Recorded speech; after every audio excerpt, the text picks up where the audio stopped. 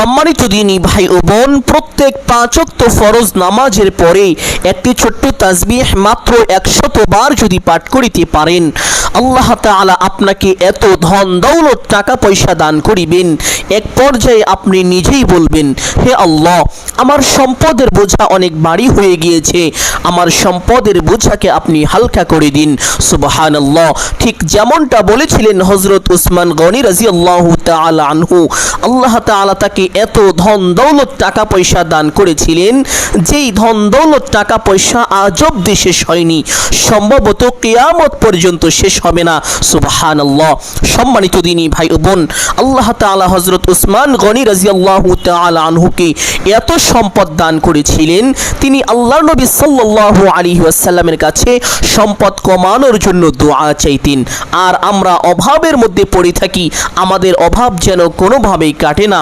সম্মানিত দিনী ভাই ও বোন, অনেকেই তো আছেন অভাবগ্রস্ত, অনেকেই ঋণগ্রস্ত, লক্ষ লক্ষ কোটি কোটি টাকা ঋণ করে ফেলেছেন, কোনোভাবেই ঋণ পরিশোধ করতে পারছেন না। আমি বলবো, এই ছোট্ট আমলটি সর্বশেষ পরীক্ষা মনে করে হলেও করে দেখুন। আল্লাহ তাআলা কুদরতিভাবে আপনার ঋণের পরিমাণ যদি পাহাড় সমতুল্য হয়ে থাকে, তবুও তা পরিশোধ করার ব্যবস্থা করে দিবেন। সুবহানাল্লাহ। সম্মানিত দিনী ভাই বোন, অনেকেই আছেন যেই দিকেই যান শুধু ব্যর্থ হয়ে যান, ব্যবসা বাণিজ্য শুরু করেন কিন্তু সেইখানে উন্নতি হয় না, সফলতা আসে না। সম্মানিত দিনী ভাই বোন, মানুষ আপনাকে কুফা বলে, কারণ আপনি যে কাজেই হাত দেন সে কাজেই ব্যর্থ হয়ে যান। আমি বলবো, এই ছোট্ট আমলটি জীবনের সর্বশেষ পরীক্ষা মনে করে হলেও একবার করে দেখুন। আল্লাহ তাআলা আপনার প্রত্যেকটি জায়গায় প্রত্যেকটি কাজে পূর্ণ সফলতা ও উন্নতি দান করিবেন। সকল প্রকার ব্যর্থতা ও অবনতি থেকে আল্লাহ তাআলা আপনাকে নিজ কুদরতি হাতে হেফাজত করিবেন। সুবহানাল্লাহ। সম্মানিত দিনী ভাই ও বোন, শুধু তাই নয়, আল্লাহ তাআলা তাদের ব্যাপারে এইভাবে বলেন যে এক সময় সে আমার এমন প্রিয় পাত্র হয়ে যায় যে আমি তার চোখ হয়ে যাই যা দিয়ে সে দেখে, আমি তার কান হয়ে যাই যা দিয়ে সে শোনে, আমি তার হাত হয়ে যাই যা দিয়ে সে ধরে, আমি তার পা হয়ে যাই যা দিয়ে সে চলে। সে যদি আমার কাছে কোনো কিছু চায়, আমি অবশ্যই তাকে তা দান করে থাকি। সে যদি আমার কাছে আশ্রয় চায়, আমি অবশ্যই তাকে আশ্রয় দান করে থাকি।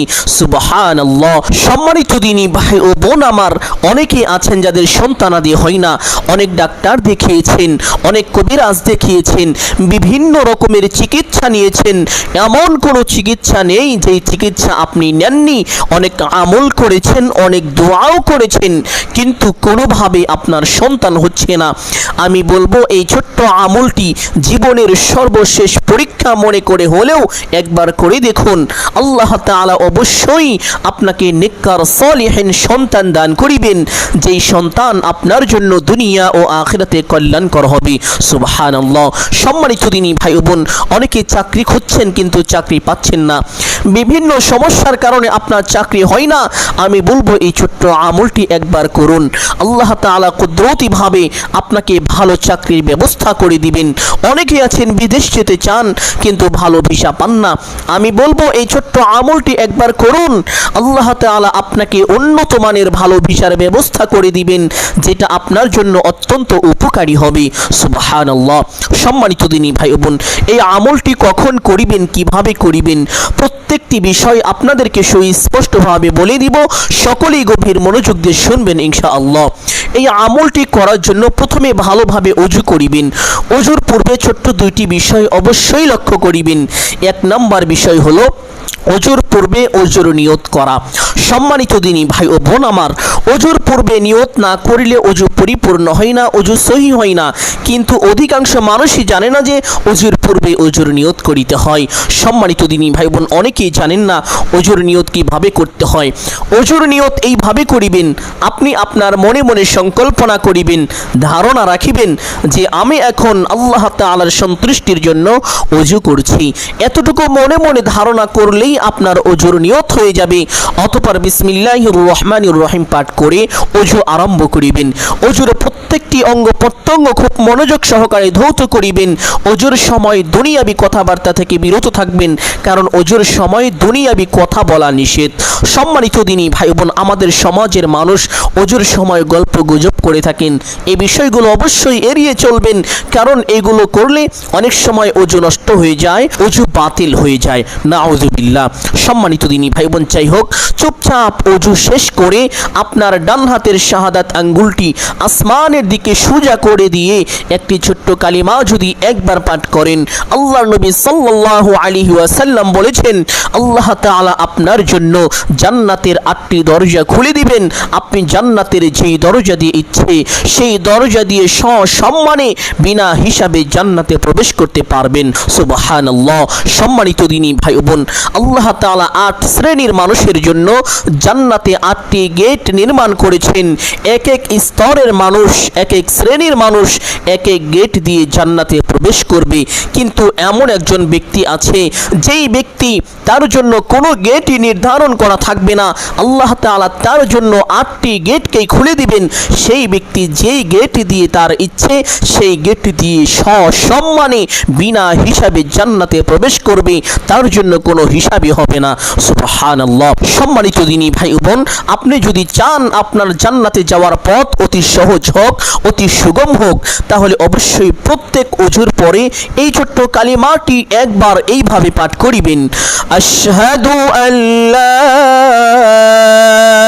ইলাহা ইল্লাল্লাহু ওয়াহদাহু লা শারীকা লাহু ওয়া আশহাদু আন্না মুহাম্মাদান আবদুহু ওয়া রাসূলুহু। এই কালিমাটির একটি চমৎকার অর্থ রয়েছে। অর্থটি হলো, আমি সাক্ষ্য দিতেছি যে আল্লাহ তাআলা ব্যতীত ইবাদতের উপযুক্ত আর কেহ নেই। আমি আরও সাক্ষ্য দিতেছি যে হযরত মুহাম্মদ মুস্তাফা সাল্লাল্লাহু আলাইহি ওয়াসাল্লাম আল্লাহ তাআলার বান্দা ও রাসূল। সুবহানাল্লাহ। সম্মানিত দিনী ভাই বোন, এই সাক্ষ্য দিতে হবে যে আল্লাহ তাআলা সমস্ত কিছুর মালিক, আল্লাহ ছাড়া কোনো ইলাহ নেই, একমাত্র আল্লাহ তাআলারই ইবাদত করতে হবে। সুবহানাল্লাহ। সম্মানিত দিনী ভাই বোন, আল্লাহ তাআলার কাছে কোনো কিছু চাইলে আল্লাহ তাআলা কখনোই বান্দার চাওয়াকে ফিরিয়ে দেন না, বান্দার চাওয়াকে অবশ্যই পূর্ণ করেন, হয় একদিন আগে না হয় একদিন পরে, হয় দুনিয়াতে না হয় আখিরাতে। আল্লাহ তাআলা অবশ্যই বান্দার দোয়াকে কবুল করেন, তার চাওয়াকে পূরণ করেন। অনেক সময় আমরা আমল করি, অনেক দোয়া করি, কিন্তু সাথে সাথে আমরা তা পাই না, এমনকি মৃত্যুর আগেও আমরা পাই না। সম্মানিত দিনী ভাই বোন, আপনার জীবনে যদি এমন হয়ে থাকে আপনি কোনো দোয়া করেছেন, আল্লাহ তাআলার কাছে কোনো কিছু চেয়েছেন, কিন্তু মৃত্যুর আগ পর্যন্ত আপনি তা পাননি, অর্থাৎ আল্লাহ তাআলা আপনাকে তা দেয়নি, তাহলে মনে করবেন আপনিই হলেন সবচেয়ে সৌভাগ্যবান। আপনার কপাল খুলে গেছে, আপনার ভাগ্য পরিবর্তন হয়ে গিয়েছে। কারণ হলো আল্লাহ তাআলা আমাদেরকে যতটুকু হায়াত দান করেছেন, এতটুকু সময় আমরা এই দুনিয়াতে কষ্ট করে হলেও তা কাটিয়ে দিতে পারবো, আবার আরাম আয়েশে হলেও তা কাটিয়ে দিতে পারবো। এই দুনিয়ার সময় ফুরিয়ে যাবে, এই দুনিয়ার সময় চিরকাল থাকবে না, কিন্তু মৃত্যুর পরে আখিরাত যা কোনোদিন শেষ হবে না, যা অনন্ত অসীম একটি কাল। সুবহানাল্লাহ। আর ওই কালে আল্লাহ তাআলা আপনার চাওয়াকে অবশ্যই পূর্ণ করবেন। আপনি যদি তা ওই সময় পেয়ে যান, আপনার কাছে কেমন লাগবে? আপনার কাছে মনে হবে আজ আমি সৌভাগ্যবান, আজ আমি আনন্দিত। সুবহানাল্লাহ। এই জন্য আপনাদের সকলকে আমি অনুরোধ করে বলবো, এই দুনিয়াতে যতদিন বেঁচে থাকবেন আল্লাহ তাআলার কাছে বেশি বেশি জান্নাত চাইবেন এবং জাহান্নাম থেকে মুক্তি চাইবেন। আপনি যদি বেশি বেশি জান্নাত চাইতে পারেন এবং জাহান্নাম থেকে মুক্তি চাইতে পারেন, আল্লাহ তাআলা আপনার জন্য জাহান্নামের আগুনকে হারাম করে দিবেন। জাহান্নামের আগুন আপনাকে স্পর্শ করতে পারবে না। মৃত্যুর সঙ্গে সঙ্গে আপনার কবরের দিকে আল্লাহ তাআলা জান্নাতি হাওয়া চালু করে দিবেন। কাল হাসরের ময়দানে আল্লাহ তাআলা আপনাকে জান্নাতের সুসংবাদ দিবেন। আপনি জান্নাতের যেই গেট দিয়ে ইচ্ছে সেই গেট দিয়ে সসম্মানে বিনা হিসাবে জান্নাতে প্রবেশ করবেন। এর চাইতে আনন্দনীয় বিষয় আর কি হতে পারে? সুবহানাল্লাহ। সম্মানিত দিনী ভাই ও বোন, এই জন্য আপনাদেরকে বিশেষ 10টি সময়ের কথা বলে দিব, যেই 10টি সময়ে কোনো দোয়া করা হলে, আল্লাহ তাআলার কাছে কোনো কিছু চাওয়া হলে আল্লাহ তাআলা অবশ্যই তার চাওয়াকে পূর্ণ করেন, তার দোয়াকে কবুল করেন, কখনোই তার দোয়াকে ফিরিয়ে দেন না। সম্মানিত দিনী ভাই বোন, হাদিসের মধ্যে এসেছে 1 নম্বর সময় হলো রাতের শেষ প্রহর তথা তাহাজ্জুদ নামাজের সময়। আল্লাহ নবী সাল্লাল্লাহু আলাইহি ওয়াসাল্লাম বলেছেন, আমাদের প্রতিপালক প্রতি রাতে শেষ তৃতীয় অংশে দুনিয়ার আকাশে অবতরণ করেন এবং বলেন, কে আছে আমার কাছে দোয়া করবে আমি তা কবুল করব, কে আছে আমার কাছে চাইবে আমি তা দেব। সুবহানাল্লাহ। সম্মানিত দিনী ভাই বোন, আল্লাহ তাআলা এই সময় প্রথম আসমানে অবতরণ করেন, প্রত্যেকটি বান্দা বান্দীদেরকে এইভাবে ডাকতে থাকেন আর বলতে থাকেন, ও আমার বান্দা, কে আছো ক্ষমা প্রার্থী, আমার কাছে আজকে ক্ষমা চাইবে, আমি তোমার জীবনের সমস্ত গুনাহকে ক্ষমা করে দিব। কে আছো অভাবগ্রস্ত, রিজিকের অভাব নিয়ে ভুগছো, আমার কাছে আজ রিজিক চাইবে, আমি তোমাকে পরিপূর্ণ রিজিক দান করে দিব। কে আছো ঋণগ্রস্ত, লক্ষ লক্ষ কোটি কোটি টাকা ঋণ করে ফেলেছো, তোমার ঋণের পরিমাণ যদি পাহাড় সমতুল্য হয়ে থাকে, তুমি আজ এখন আমার কাছে চাইবে, আমি তোমার সমস্ত ঋণকে কুদরতিভাবে পরিশোধ করে দিব। কে আছো সন্তান হয় না, আমার কাছে সন্তান চাইবে, আমি তোমাকে নেককার সলিহিন সন্তান দান করিব। সুবহানাল্লাহ। আল্লাহ তাআলা প্রত্যেকটি বান্দা বান্দীদেরকে তার সমস্যার নাম ধরে ধরে এইভাবে ডাকতে থাকেন আর বলতে থাকেন।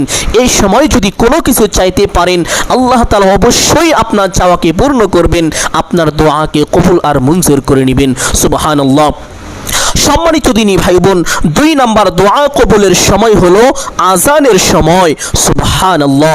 আজানের সময় কোনো দোয়া করা হলে বা আজান শেষ হওয়ার সাথে সাথে কোনো দোয়া করা হলে সেই দোয়ার সঙ্গে সঙ্গে আল্লাহ তাআলার আরশে পাকে পৌঁছে যায়, আল্লাহ তাআলা কবুল আর মঞ্জুর করেন। সুবহানাল্লাহ। সম্মানিত দিনী ভাই বোন, যখন আজান দেওয়া হয় তখন আসমানের সমস্ত দরজা খুলে যায়, আল্লাহ তাআলার আরশে পাকের সমস্ত পর্দা উঠে যায়, তখন কোনো কিছু চাওয়া হলে সরাসরি আল্লাহ তাআলার কাছে পৌঁছে যায়। সুবহানাল্লাহ। এই ব্যাপারে আল্লাহ নবী সাল্লাল্লাহু আলাইহি ওয়াসাল্লাম বলেছেন, আজান ও ইকামতের মাঝের দোয়া ফেরত দেওয়া হয় না। আরেক হাদিসের মধ্যে এসেছে, আল্লাহ নবী সাল্লাল্লাহু আলাইহি ওয়াসাল্লাম বলেছেন, আজান শুনলে মুয়াজ্জিন যা বলে তাই বলবে, তারপর দোয়া করবে, তাহলেই দোয়া কবুল হবে। সুবহানাল্লাহ। সম্মানিত দিনী ভাই বোন, 3 নম্বর সময় হলো আজান ও ইকামতের মাঝে। আল্লাহ নবী সাল্লাল্লাহু আলাইহি ওয়াসাল্লাম পবিত্র হাদিসের মধ্যে ইরশাদ করেন, আজান ও ইকামতের মাঝের দোয়া কখনো প্রত্যক্ষত হয় না, সেই দোয়া অবশ্যই কবুল হয়ে যায়।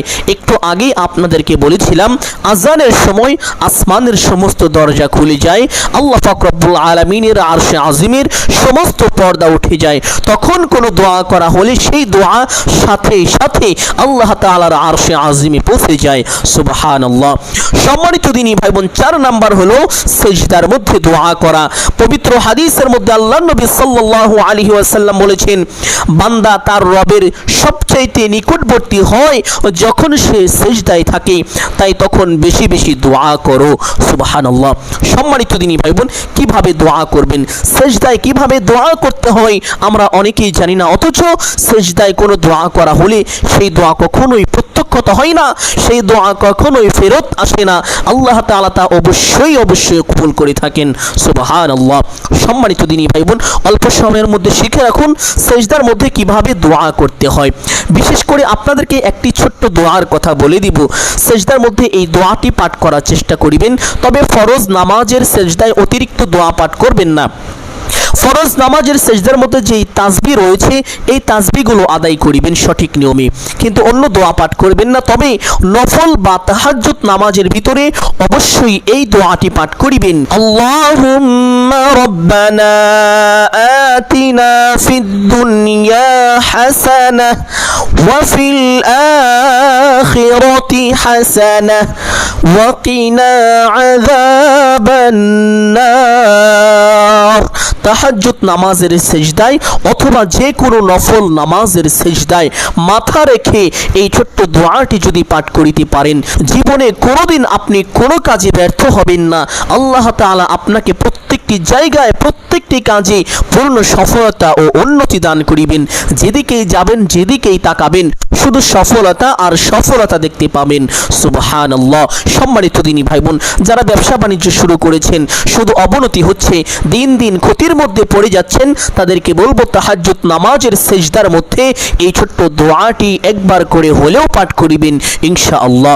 সম্মানিত দিনী ভাই ও বোন আমার, 5 নাম্বার হলো জুমার দিনের বিশেষ সময়।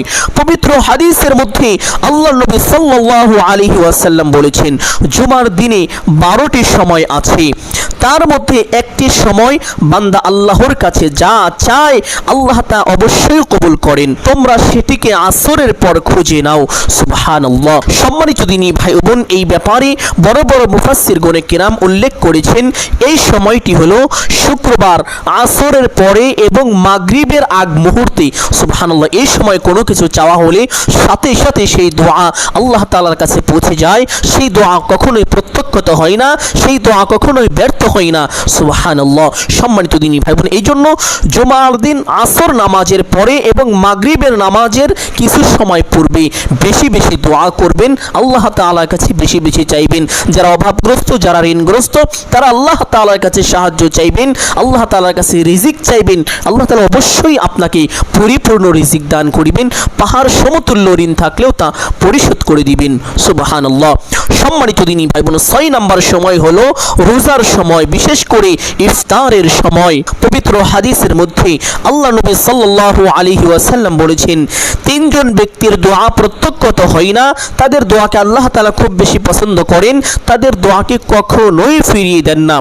রোজাদারের ইফতারের সময়, ন্যায়পরায়ণ শাসকের এবং মজলুমের দোয়া। সুবহানাল্লাহ। সম্মানিত দিনী ভাই বোন, এই হাদিস থেকে আমরা 3 জন ব্যক্তির দোয়া কখনোই আল্লাহ ফিরিয়ে দেন না এই বিষয়টি জানতে পারি। 1 নম্বর ব্যক্তি হলো এমন ব্যক্তি যিনি রোজা রেখেছে, রোজা অবস্থায় কোনো দোয়া করেছে, বিশেষ করে ইফতার সামনে রেখে আল্লাহ তাআলার কাছে কোনো দোয়া করেছে, সেই দোয়াকে আল্লাহ তাআলা কখনোই ফিরিয়ে দেন না, অবশ্যই তা কবুল করেন। আরেকজন ব্যক্তি হলো যিনি ন্যায়পরায়ণ শাসক, যিনি সঠিক বিচার করেন, কোরআন দ্বারা বিচার করেন, এমন বিচারকের দোয়াকে আল্লাহ তাআলা সাথে সাথে কবুল করে নেন। সুবহানাল্লাহ। 3 নাম্বার ব্যক্তি হলো যারা মজলুম, যারা নির্যাতিত, যারা অপমানিত, মানুষ যাদেরকে জুলুম করে, এই মাজলুম ব্যক্তি যদি আল্লাহ তাআলার কাছে দোয়া করে, হে আল্লাহ, আমাকে যে নির্যাতন করছে, আমাকে যে জুলুম করছে, তাকে ধ্বংস করে দাও, সাথে সাথে আল্লাহ তাআলা দোয়া কবুল করে নেন। ওই ব্যক্তিকে হয় একদিন পরে, না হয় একদিন আগে অবশ্যই আল্লাহ ধ্বংস করে দিবেন। নাউযুবিল্লাহ। এই জন্য সকলকে অনুরোধ করে বলবো, আপনার যতই প্রতিপত্তি থাক না কেন, আপনার যতই অহংকার থাক না কেন, আপনার যতই ক্ষমতা থাক না কেন, আপনি কখনোই কাউকে জুলুম করবেন না। আল্লাহ তাআলা এটাকে কোনোভাবেই পছন্দ করে না। সম্মানিত দিনী ভাই বোন, যারা মজলুম ব্যক্তি, জুলুম অবস্থায় তারা বেশি বেশি দোয়া করবেন, আল্লাহ তাআলা আপনাদের সহায়ক হবেন। সুবহানাল্লাহ। 7 নাম্বার হলো বৃষ্টির সময় দোয়া করা। পবিত্র হাদিসের মধ্যে আল্লাহ নবী সাল্লাল্লাহু আলাইহি ওয়াসাল্লাম বলেছেন, 2টি দোয়া ফিরিয়ে দেওয়া হয় না, আজানের সময় ও বৃষ্টি নামার সময়। সম্মানিত দিনী ভাই বোন, আজানের সময় যেমন আসমানের কোনো পর্দা থাকে না, কোনো দরজা থাকে না, ঠিক তেমনই ভাবে যখন বৃষ্টি হয়, বৃষ্টির সময় আল্লাহ তাআলা আসমান থেকে সমস্ত পর্দা সরিয়ে নেন, আসমানের সমস্ত দরজা খুলে দেন, তখন কোনো দোয়া করা হলে সাথে সাথে দোয়া কবুল হয়ে যায়। এই জন্য সকলকে বলবো, যখন বৃষ্টি হয়, এই বৃষ্টির সময় আল্লাহ তাআলার কাছে বেশি বেশি দোয়া করবেন, আপনার প্রয়োজনীয় বিষয়গুলো আল্লাহ তাআলার কাছে তুলে ধরবেন, এই সময় আপনি যা চাইবেন তাই পাবেন। সুবহানাল্লাহ। সম্মানিত দিনী ভাই বোন, 8 নাম্বার সময় হলো কষ্ট, বিপদ ও দুঃখের সময়। সুবহানাল্লাহ। পবিত্র হাদিসে কুদসিতে আল্লাহ তাআলা বলেন, কেউ মুসিবতের সময়ে কষ্টে পড়ে আমার কাছে দোয়া করে, আমি তার দোয়া কবুল করি। সুবহানাল্লাহ। সম্মানিত দিনী ভাই বোন, খুব বেশি বিপদের মধ্যে আছেন, অভাবের মধ্যে আছেন, কষ্টের মধ্যে আছেন, চতুর্দিক থেকে কষ্ট আপনাকে ঘিরে ধরেছে, আপনি তখন দোয়া করেন, আপনি বুঝে নেবেন, মনে করবেন আল্লাহ অবশ্যই আপনার সঙ্গে আছেন, এই আশা নিয়ে আল্লাহ তাআলার কাছে আপনি যদি দোয়া করেন, সাথে সাথে আল্লাহ তাআলা সেই দোয়া কবুল করেন। আল্লাহ তাআলা সহ্য করতে পারেন না। সুবহানাল্লাহ। সম্মানিত দিনী ভাই বোন, এই জন্য যারা খুব বেশি কষ্টের মধ্যে আছেন, বিপদের মধ্যে আছেন, আল্লাহ তাআলার কাছে বেশি বেশি সাহায্য চাইবেন, বেশি বেশি দোয়া করবেন। সুবহানাল্লাহ। সম্মানিত দিনী ভাই বোন, 9 নাম্বার বিশেষ সময় হলো হজের সময়, বিশেষ করে আরাফার ময়দানে। আল্লাহ নবী সাল্লাল্লাহু আলাইহি ওয়াসাল্লাম বলেছেন সর্বোত্তম দোয়া হলো আরাফার দিনে করা দোয়া। আরাফার দিনে যদি কোনো ব্যক্তি কোনো দোয়া করে আল্লাহ তাআলা সেই দোয়াকে অবশ্যই কবুল করেন। এই দিন আল্লাহ তাআলা বান্দা বান্দির দোয়াকে ব্যাপকভাবে কবুল করেন। সুবহানাল্লাহ। সম্মানিত দিনী ভাই বোন, এই জন্য সকলকে বলবো আরাফার দিন যখনই আসবে তখন আপনারা বেশি বেশি দোয়া পাঠ করবেন, আল্লাহ তাআলার কাছে সাহায্য চাইবেন। দোয়া কবুলের 10 নম্বর সময় হলো কোনো মুমিন অন্যের জন্য অদৃশ্য দোয়া করলে। যেমন কোনো মুসলমান আপনার জন্য যদি গোপনে দোয়া করে সেই দোয়াকে আল্লাহ তাআলা কখনোই ফিরিয়ে দেন না। সুবহানাল্লাহ। এই জন্য আপনাদের সকলকে বলবো একজন মুসলমান ভাই আরেকজন মুসলমান ভাইয়ের জন্য গোপনে দোয়া করবেন, এটা আল্লাহ তাআলা অনেক পছন্দ করেন। আর এক মুসলমান ভাই যদি আরেক মুসলমান ভাইয়ের জন্য দোয়া করে তাহলে ফেরেশতারা তার জন্য আল্লাহ তাআলার কাছে দোয়া করেন। সুবহানাল্লাহ। সম্মানিত দিনী ভাই বোন, এই ব্যাপারে পবিত্র হাদিসের মধ্যে এসেছে আল্লাহ নবী সাল্লাল্লাহু আলাইহি ওয়াসাল্লাম বলেছেন যখন একজন মুসলিম তার ভাইয়ের জন্য অদৃশ্য দোয়া করে তখন ফেরেশতা বলে তোমার জন্য তাই হোক। সুবহানাল্লাহ। ধরেন আপনি একজন মুসলমানের জন্য আল্লাহ তাআলার কাছে দোয়া করলেন, হে আল্লাহ ওই ব্যক্তি অনেক কষ্টে আছে তার কষ্টকে দূর করে দেন। ফেরেশতারা বলে হে আল্লাহ আপনি এই ব্যক্তির কষ্টকেও দূর করে দেন। আপনি যদি দোয়া করেন হে আল্লাহ অমুক ব্যক্তি খুব বেশি অভাবের মধ্যে আছে তার অভাবকে দূর করে দেন, সে অনেক টাকা ঋণ করে ফেলেছে তার ঋণ পরিশোধ করার ব্যবস্থা করে দেন। আপনি যদি এমনভাবে দোয়া করেন তাহলে ফেরেশতারা আপনার জন্য আল্লাহ তাআলার কাছে দোয়া করে হে আল্লাহ অমুক ব্যক্তির জন্য এই ব্যক্তি যা যা চাইছে এই ব্যক্তিকেও আপনি তা দান করে দেন। সম্মানিত দিনী ভাই বোন, তাহলে এই বিশেষ 10টি সময়ে বেশি বেশি দোয়া করবেন। এবং এই আমলটি কিভাবে করিবেন? 5 ওয়াক্ত নামাজের পরে ছোট্ট ছোট্ট বিশেষ কয়েকটি দোয়া এবং একটি জিকির। সম্মানিত দিনী ভাই বোন, প্রত্যেক ফরজ নামাজ শেষ করে সেই স্থানে বসবেন। বসে প্রথমে দুরূদে ইব্রাহিম এইভাবে পাঠ করিবেন, আল্লাহুম্মা সাল্লি আলা মুহাম্মাদ ওয়া আলা আলি মুহাম্মাদ কামা সাল্লাইতা আলা ইব্রাহিম ওয়া আলা আলি ইব্রাহিম ইন্নাকা হামিদুম মাজিদ। আল্লাহুম্মা বারিক আলা মুহাম্মাদ ওয়া আলা আলি মুহাম্মাদ কামা বারাকতা আলা ইব্রাহিম ওয়া আলা আলি ইব্রাহিম ইন্নাকা হামিদুম মাজিদ। সম্মানিত দিনী ভাই বোন, দুরূদে ইব্রাহিম হলো সর্বশ্রেষ্ঠ সর্বোত্তম দুরূদ। এই দুরূদটি পাঠ করার চেষ্টা করিবেন এবং মহব্বতের সাথে পাঠ করার চেষ্টা করিবেন। তবে দুরূদে ইব্রাহিম পাঠ করা যদি আপনার জন্য কষ্টকর হয়ে যায় তাহলে যে কোনো একটি দুরূদ এইভাবে কমপক্ষে একবার হলেও পাঠ করিবেন ইনশাআল্লাহ। সম্মানিত দিনী ভাই বোন, দুরূদ পাঠ করা শেষ করে একটি ছোট্ট ইস্তেগফার পাঠ করিবেন এইভাবে, আস্তাগফিরুল্লাহ আস্তাগফিরুল্লাহ আস্তাগফিরুল্লাহ। জীবনের সমস্ত গুনাহের কথা স্মরণ করে আল্লাহ তাআলার দরবারে লজ্জিত ও অনুতপ্ত হয়ে ক্ষমার আশায় আল্লাহ তাআলাকে সন্তুষ্টি করার উদ্দেশ্যে এইভাবে একবার যদি পাঠ করেন আস্তাগফিরুল্লাহ, সঙ্গে সঙ্গে আল্লাহ তাআলা বলেন ও আমার বান্দা আমি তোমার জীবনের সমস্ত গুনাহকে আজ ক্ষমা করে দিলাম। সুবহানাল্লাহ। সম্মানিত দিনী ভাই বোন, শুধু তাই নয় আল্লাহ নবী সাল্লাল্লাহু আলাইহি ওয়াসাল্লাম বলেছেন যে ব্যক্তি বেশি বেশি ইস্তেগফার করে আল্লাহ তাআলা তার সকল সংকটকে দূর করে দেন, আল্লাহ তাআলা তাকে অকল্পনীয় রিজিক দান করেন। অর্থাৎ আপনি এমন এমন জায়গা থেকে রিজিক প্রাপ্ত হবেন যেটা কখনো কল্পনাও করতে পারেননি। এমন এমন জায়গা থেকে আল্লাহ তাআলা আপনাকে রিজিকের ব্যবস্থা করে দিবেন। সুবহানাল্লাহ। সম্মানিত দিনী ভাই ও বোন, ইস্তেগফারটি পাঠ করা শেষ করে 11 বার দোয়ায়ে ইউনুস পাঠ করিবেন। দোয়ায়ে ইউনুস খুবই বরকতপূর্ণ এবং ফজিলতপূর্ণ একটি দোয়া। আপনি পাহাড় সমান বিপদের সম্মুখীন হয়েও যদি এই দোয়ায়ে ইউনুস 11 বার এইভাবে পাঠ করেন, লা ইলাহা ইল্লা আনতা সুবহানাকা ইন্নী কুনতু মিনাজ জালিমিন। আল্লাহ তাআলা বলেন ও আমার বান্দা আমি তোমাকে হেফাজতের দায়িত্ব আমার নিজ কুদরতি হাতে নিয়ে নিলাম। আমি তোমাকে হেফাজত করব, তোমার আর কোনো ভয় নেই, তোমার আর কোনো টেনশন নেই, তোমার আর কোনো পেরেশানি নেই। সুবহানাল্লাহ। সম্মানিত দিনী ভাই বোন, যখনই কোনো বিপদে পড়ে যাবেন দোয়ায়ে ইউনুস 11 বার এইভাবে পাঠ করিবেন। অতঃপর আরেকটি ছোট্ট দোয়া পাঠ করিবেন যেই দোয়ার ব্যাপারে আল্লাহ নবী সাল্লাল্লাহু আলাইহি ওয়াসাল্লাম স্বয়ং নিজে বলেন যে এই ছোট্ট দোয়াটি 70টি রোগের মহা ঔষধ। আর তার মধ্যে সবচেয়ে ছোট রোগ হলো, সবচেয়ে নিম্নমানের রোগ হলো বান্দার অভাব। সুবহানাল্লাহ। সম্মানিত দিনী ভাই বোন, যারা খুব বেশি অভাবের মধ্যে আছেন, খুব বেশি বিপদের মধ্যে আছেন, এই ছোট্ট দোয়াটি বেশি বেশি পাঠ করিবেন। বিশেষ করে যারা কঠিন রোগে আক্রান্ত, সম্মানিত দিনী ভাই বোন, অনেক সময় দেখা যায় আল্লাহ তাআলা আমাদেরকে এমন এমন রোগ দিয়ে থাকেন যেই রোগের কোনো চিকিৎসা হয় না। লক্ষ লক্ষ টাকার ঔষধ সেবন করার পরেও আমরা সুস্থ হতে পারি না, আমরা নিরাময় পাই না।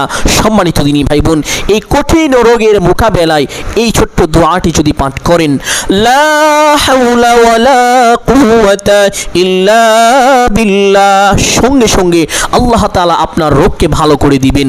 সুবহানাল্লাহ। অভাব দূর করে দিবেন।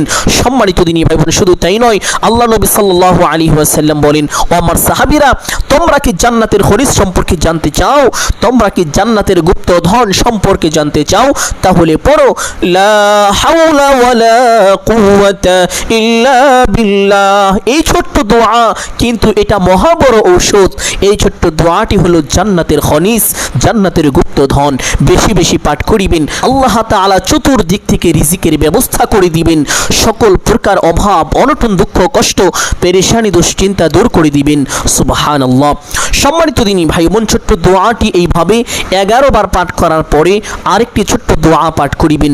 যেই দোয়ার ব্যাপারে কিতাবের মধ্যে এসেছে, একজন গরিব ব্যক্তি হযরত আলী রাদিয়াল্লাহু তাআলা আনহু এর কাছে কিছু সাহায্য চাইলেন।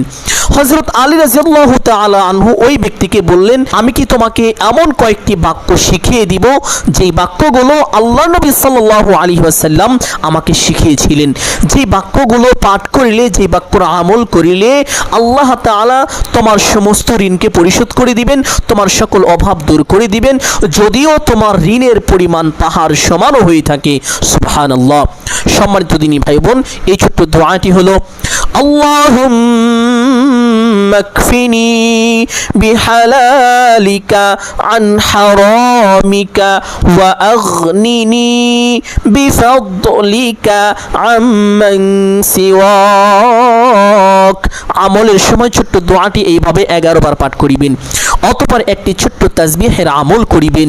যেই তাসবিহের ব্যাপারে পবিত্র হাদিসের মধ্যে এসেছে, একজন হতদরিদ্র, জীর্ণ শীর্ণ গরিব লোক আল্লাহ রাসূল সাল্লাল্লাহু আলাইহি ওয়াসাল্লামের দরবারে চলে আসলেন।